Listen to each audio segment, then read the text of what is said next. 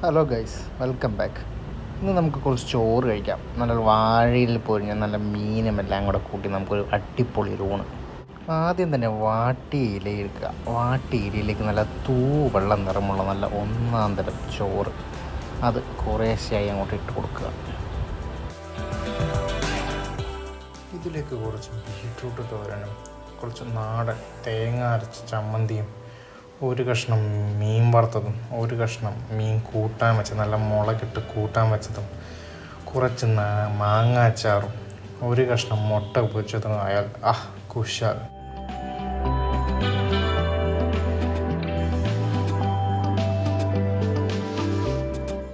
എന്നിട്ട് നമ്മുടെ പൊതി ഒന്ന് നല്ല രീതിയിൽ പൊതിഞ്ഞ് വെക്കാം. ഏകദേശം കുറച്ച് നേരം കഴിയുമ്പോൾ നമുക്ക് പതുക്കെ ആ പൊതി ഒന്ന് അഴിക്കുമ്പോൾ എന്നാ മണം! പൊതിച്ചോറിൻ്റെ മണം അതൊരു വേറെ ലെവല് തന്നെയാണ്.